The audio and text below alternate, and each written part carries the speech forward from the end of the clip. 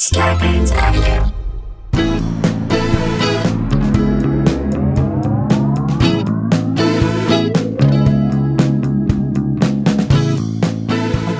Hey guys, welcome to another episode of Sklar Country, the virus edition, aka the Pandy Pods, aka two brothers, no druthers, aka two Jews, no Rod Carews, aka two guys, no lies, aka lots of jargon, no Joe Morgan, R.I.P. R.I.P. May he rest in peace. Okay, let me see if I can get this. Aka top-notch fly twins send folks to Hotspot Island.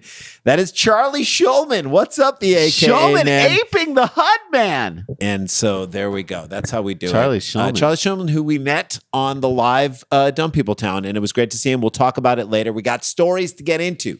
Shall we it. Jump into it, Jay? I'm ready to jump into one, Rand. All right.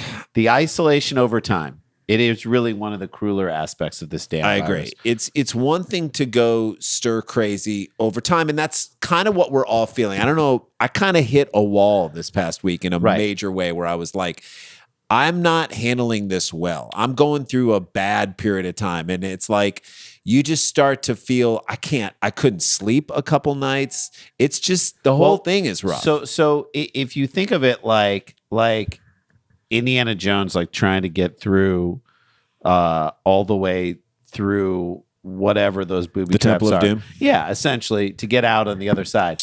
You can't just at the end just decide, well, I'm too tired. I'm just going to walk right up. No, a boulder's going to roll over A boulder's going to run over you. Snakes are going to get fly you. into your neck. Yeah. Like you got to be vigilant all the way to the end till we're in the clear. That's right. We're not in the clear yet, but I understand, I guess, like at some point you could just say, screw it. I'm over this. I got cabin fever. I got to get out. I don't care where I go. We're saying it makes sense to feel that way. It's pretty stupid to act on it. That's what we're trying to get to. And yet it is better than what a woman in England did. Oh, boy. As soon as she was identified as someone who came in close contact with a person who has corona. So, therefore, when you're identified that you've come in contact with a person with It doesn't mean you have it. No, it just means that You got to isolate. and you may have it and spread it to somebody else. So we have to keep you away from people. This is the definition of contact tracing. That's right. Okay? That's right. She got This is it. when it works. A woman from Northwest, I guess this is in England, has been fined £1,000, which I don't know how many dollars. I think it's $20,000. No, Is that the rate it's right about now? the same now. It's like For- $1,500. I don't know about that. I Look think it up. so. Look it up. For going to the pub. Yeah, I'll look it up. You keep going. So she went to so she got this diagnosis. Hey, you came in close contact with someone who has coronavirus, so you need to self quarantine. And her response was to wait a full 25 minutes. What? 25 minutes to then go out to the pub. She really took her time. It reminds me of like Everyone on Cops, or What did I say? subsequently Did I- Reno 911. Did I right? say $1,500? Yeah. $1,306. There you go, You're not right. bad. It's very close. All Dollar right, to so this reminds me of Everyone on Cops. Yeah, like right. the cop is walking them over, or Reno 911. Are you going to go back in the house, man? Yes, I ma'am. am. And then Yes, ma'am. immediately just takes off. And you're not going to charge at your brother. No, ma'am. No, I will not. Okay, so I'm going to let you go. Yes, ma'am. And then you're going to go straight into your house. Yes, ma'am. And you're not going to charge at your brother. No, I'm not. And then she releases him, and he goes Just straight at the brother. That's it. That's what basically this woman did. Ma'am, you're identified as having coming in close contact with someone who's had coronavirus. Are you going to go home and isolate? No, I'm not. Yes, I am. Yes, I am. Okay. So I just imagine that the contact tracers, like they knew who they had with They her. spoke really Loudly, slowly. You were in contact Ma'am, with someone. You cannot go out in public. So you know you have to go right home, right? Right. You can't go anywhere but home. Right. So you're going to have to head to your house. Yes. To the home that you live in. Yes, I am. And then she walks straight out the door and goes straight to the pub. Yeah. The offender from the town of Barrow, Cumbria, was told to stay at home by a local test and trace official as she had been in close contact with someone who had coronavirus. This is it. This is what you have to do when someone tells you you've been in contact. By the way, though, test and trace is such a nice, cute British proper name for contact tracing. Right. Test and trace. To a normal person who's not an idiot. Yeah. All right.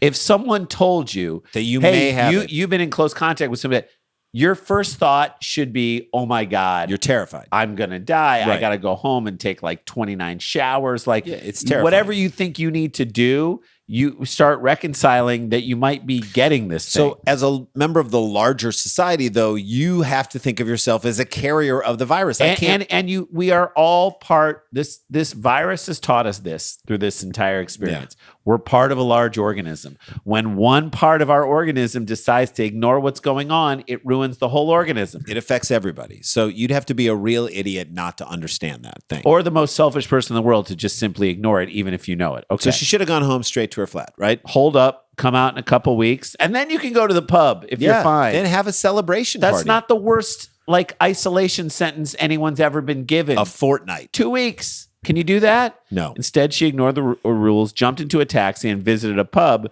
which an investigation by the contact tracing system was How were they able to confirm Translation, they knew she was an idiot. Yeah. They had the conversation with her. They talked to her for 5 minutes, and they're like, put a tail on her. Put a tail. Put a tail on this bitch now. Bug her phone. Follow her out of that office, right to the pub, because they knew that's where she was going. You knew exactly that's where she's going. They knew this selfish fool was going to do this. All it took was they're asking her, okay, so you know what you're going to do. You're going to go home. And she's like, yes. And I think the two people looked at each other, and that was it. Put a tail on. That was put a tail. Look, you want me to show you what put a tail on was? That's put a tail on. That's all they needed to do, and they knew. Superintendent Carl Patrick of Cumbria Police said this was a blatant breach. Mm-hmm. Yes. Yeah. And put all those this woman came in contact with at unnecessary risk. Yeah, I bet she made out with 5 dudes that night. Just sucked face. Then they tried to shame this woman in the article, which I kind of love. Mm-hmm. The vast majority of people in Cumbria have stuck to the rules and made many personal sacrifices over the past few months to keep themselves and their families and our community safe. In other words, they did it. Why can't you, dummy? Yeah, everyone but this bitch. We're, of course, not in support of slut shaming. We are not. We think it's awful. We think it's stupid. But I do think there is some room in this world for dumb shaming. Yeah. Or at least willful ignorance shaming. That's you know right. what I'm saying? That's right. I think we can shame this woman. I don't think they can shame this woman enough. Right. They should advertise on Facebook and all other social media how dumb she is. They should post Instagrams of her name and her identity and explain what she's done. Yeah. Explain that she's the reason that the small stationery store in town that's been in several generations can't open up. Yeah. They can't open up yet. This is the reason. You want to be mad at someone? Here's a face. Give her address. Give out her home and her contact information. Look, if you want to ignore the rules, then you got to pay the price. That's right. It. Hey, play the game. You had a choice, okay? You had a choice. We told you got to go home. We said that's for the health of the community. And you didn't do it. You chose not to do that. And in doing so, I guarantee you she didn't walk into the pub and say, hey, everybody, I have an announcement to make. I was in close contact with someone who has coronavirus, but I'm so selfish that I need to be out drinking right now. So I guarantee she didn't say it. So if she's not going to say that, and then she gets caught not saying that and going out, you got to pay the price. You trigger a series of other events that happen to you. You get to have your character attacked. I'm sorry that this is going to happen to you. All you had to do was go home for 14 days. That's all you had to do. 14 days. Instead, in 25 minutes, you're out at the pub. You didn't even wait until that night. You just went out. I'm assuming it was like 3 p.m. Yep. You had to get out there. Had to go out there, start infecting people as quickly as you could. Like you get a commission for each person you now infect with coronavirus. Well, you done poked the bear, baby. That's right. You might not get sick, but you might become public enemy number 1. I think we need to adopt this. I think you may not get a physical sickness, but you could become a social pariah. Which to me would be justice. That's justice in this case. It just is. Late night chat shows in England should just be doing jokes, but Jonathan Ross do a shit ton of jokes. Whenever someone tanks a dessert on the Great British Baking Show, they'll use your name to describe the disaster. That should describe the awful. Oh, you had it all in front of you, and then you just completely this woman. Years from now, when we are past the worst part of this virus, which I don't know how long. Maybe it's a year from now. Yeah. And we're sort of back to some level of normalcy, and you are lonely because no one wants to be near you, your own family included. You can be constantly reminded of why. You should be British. You should be the British Steve Barton. I love it. And he didn't even do anything that was as bad as you did. Your name could become a verb to signify selfishness. Like you should never get hired. Your life should be ruined. And you're going to deserve it. You will deserve that ruin. Barrow and Funchess is currently a high-risk area with infection. Barrow and Furnace is currently a high-risk area with an infection rate, sorry, Ron Funchess, of 225.2 people per 100,000. Okay. So it's all right. Can we blame this woman for those stats? I want to blame them all on this woman. We must all continue to stick to the guidance and regulations and do our bit to protect ourselves, our families, and our communities. Unlike this dummy. You can always say, unlike this woman. Barrow Borough Council leader, councilor Ann Thompson said, "It saddens me deeply that someone would disregard Say her name. say her name. Why are we saying someone? Yeah. An institution to self-isolate, an instruction, to self-isolate from a member of our track and trace team. Like this selfish loser idiot. named so-and-so. Yeah. This selfish action could knowingly place other people at risk. Of course it could. We all know that. Everybody knows that. Cases of coronavirus are spreading across the area. Like even a 3-year-old. My 6-year-old gets that. She would understand that. You got to take this situation. Please take this situation extremely seriously. Stay home if you are told to self-isolate. You dumb dummy. We're talking about you. Ignoring this situation will not only land you with a fine, it will put those you come in contact with and others in grave danger. That's right. How hard is that for you to understand, you dipshit, is what it says. It is what it should be. She should have to get into a relationship with former Chelsea star John Terry. Yep. Only to have him cheat on her with another person. Yes.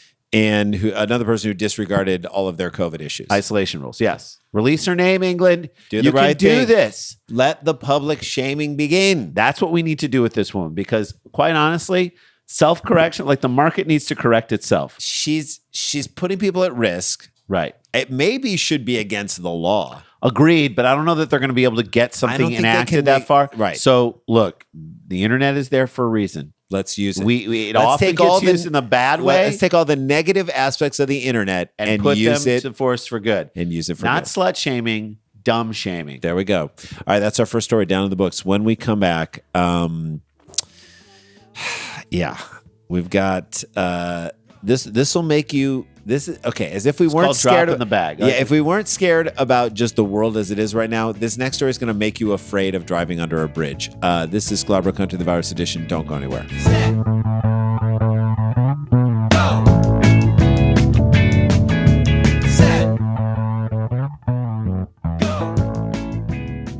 Hey guys, welcome back to the show.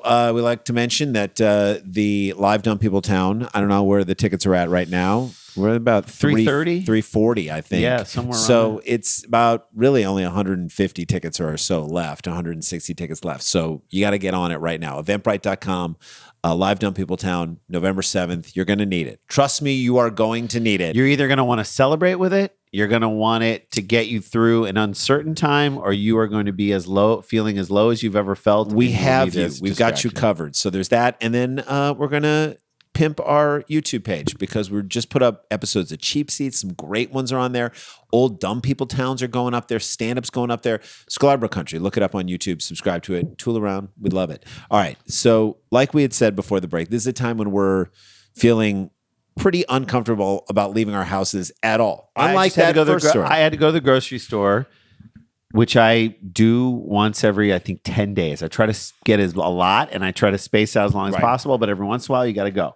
So I haven't taken anyone with me at all. Right, because you don't want to I'm like, subject anybody so to that. I'm like, and it's been an experiment through this thing to try and find out when the least amount of people are in the store. That's it. So what is your time when it's the evening? Okay. Evening time, about 30, 40 minutes before they close. Okay. Now, they may be out of important things that I need, but I'm like, I'd rather there be less people there. I'm stressed. It does feel like a jackpot when there aren't a lot of people there. If you're lucky enough to get there at a time. So don't go out there. Groceries, exercise is another thing. Even when you're seeing a lot of people, Amy Coney Barrett, confirmation hearings, those are places where you could get very sick. Yes. Now we got to be worried about this thing. This thing that we're going to talk about in this we're story. going to talk about is now going to worry me wherever I drive. So this will make you never want to drive under a bridge again. And it was all fueled by one man's stupidity. And here we go. Okay. This is a woman's quote. I see a guy standing up there and I was like, that's a guy standing there. Why is there a guy standing up there? That's a lot to think as you're driving under a bridge. I don't know. If I see a guy standing on a bridge. But couldn't she have just said, I saw a guy on the bridge? Yeah. This is the economy of words, ma'am. I see a guy standing there. I'm like, what's this guy doing standing there? Why is that guy standing on the bridge? Yeah, that's your first question when you see a guy standing on the top of an overpass. What are you doing up there? My first thought is he's going to jump. What is he still doing up there? He's going to jump. He should be already a mark on the pavement. Or does he have the mind of a child? Is he going to want to drop something down from the top onto my car? Okay. Because when you're a kid, You love to drop stuff down. And also, there's a game in this with cars zipping through underneath. You're like, can I get it? Do I have to time it when the thing is coming down? That's a basic. How fast is gravity working? What's the velocity? It's a physics problem. It's a basic kid instinct to drop something down, watch it explode. Kid physics. That's it, kid physics. But then when that goes away when you start to see hair growing down in your nether regions. Well, right. Well, when you get older, you're more excited about your balls dropping than you are about dropping balls from large distances. I mean, but I do think that like at some point there's a thing in your head that goes, this would be super fun, and then this could be super dangerous. So it cuts it off. You keep from the instinct. Right. Because I don't think the instinct ever leaves. So this gal sees a guy standing on the overpass, and then all of a sudden, a sandbag came flying towards Cindy Eckley's car as she passed the old plank road overpass. I'm gonna take my sandbag to the old plank road overpass. Terrible song. And we just drop it like I'm 5 years old. I'm gonna take my sandbag to the old plank road overpass. You get it. All right. In Lyon Township Center Sunday night, driving. Can you believe that song got big? Yeah. Driving over like 70 against miles. all odds. It just made it. There's no way. If you tried to pitch that right now, that's like a song that old people could sing. And old people knew it. Lyon Township driving over 70 miles per hour. Cindy didn't know what hit her, but was able to remain conscious and pull to the side of I-96. I'm going to say this happened to her also when she met her first husband. She didn't know what hit her. Wait, was she in a convertible? What hit her? She was in a convertible. That this is like especially shitty. I don't think she was. Just an adult man dropping sandbags on women in convertibles. I mean, as if to say, "Hey, woman, convertibles are they're for guys going through midlife crises and divorces. Why you're not having a midlife crisis? Get a hard top or else." Sebring. For a split second, I thought he jumped. No, you didn't. If he jumps, you're dead. Yeah, if he jumped, you're dead. Yeah. If he jumped on you, you'd be gone. You would have died to save his dumb life, and that would have been ridiculously tragic. He did not jump. But then I realized I have dirt in my mouth. Well, he does look like a giant dirtbag. So you can't rule out that he jumped. She thought to herself, it's not a body. Eccles' eyes and face were bombarded with glass and sand. So she didn't have a convertible. He dropped it through her windshield. Wow. Yeah, what a jerk. They kept flushing glass out of my eyes, she said. The most damage is in my eyes. Flushing glass out of my eyes. That's a phrase you should never have to ever say. And then they kept doing it. That means they did it once. They flushed the glass out. Like it's not out. And they had to keep doing over and when you have the over tiniest thing in your eye and it bothers the hell out of you? Imagine just tons of glass. Tons of glass. The man who's been arrested for this and is now charged is 41-year-old David Garcia. He was arraigned on account of throwing objects at trains/cars causing serious impairment. I didn't know throwing objects at a car was an actual crime. Yeah. Was that an actual crime? I don't know. How about attempted murder? Because that's what I would call it, Jay. Attempted murder. Yeah. He wanted to kill someone. It's amazing that I'm here with what hit my windshield. I do not know how I'm still alive. That is agreed. Yeah, she could have died. Yeah. She definitely could have died. This is when, in my opinion, she could just change her profession, right? This is the type of thing where she's like, goes to her boss and says, take this job and shove it. Yeah. Am I right? Well, or I'm going to go teach yoga. I'm going to go become a notary public. I'm going to go just groom miniature horses. She was on her way to a job. She was on her way to No, she was just driving. I'm just saying, like, now's the point where you can say, someone threw a sandbag on me. I'm never going to be a part of this relationship again. Or you could say, I can't do this. She's playing with house money. They flush glass out of my eye. You can get out of anything from now on. So yes, it sucks. You can go tell the positive is down the line. You can go tell your racist uncle to fuck off at Thanksgiving. How fun is that? Eye. You have the right to do that. People in your life had better get ready for the honesty sandwich that you're about to feed them every time you see them. And you have the "I just had glass in my eye" excuse. The judge summarized Garcia's record, which seems to date back to at least 1993 at the arraignment yesterday. Seems to date?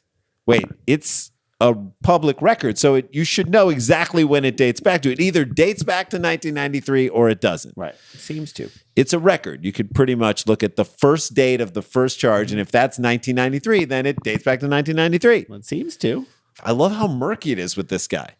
Since then, he's faced a number of charges, including drunk driving, theft, felonious assault, Domestic, That's my favorite jazz exactly. Felonious assault, domestic violence, possession of marijuana, and other things.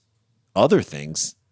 You couldn't find, like, that was a very detailed list, and then other things. Yeah, some other things. Do we not know what it is? Why? Child pornography. What? There's a lot of other things. Let us know. Maybe if let's be more specific on the other things that he was charged with.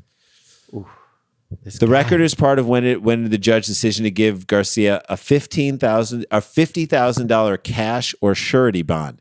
It wasn't like he got up there and was angry and was just throwing stuff. He stood there looking down on the highway and waited. Eckley said, "Yeah, he saw you and then just threw that down." Like, it's a game to him. This is not anger. He didn't do it by mistake. If he would have just been like angrily throwing stuff out of his car and it flies over the side, no.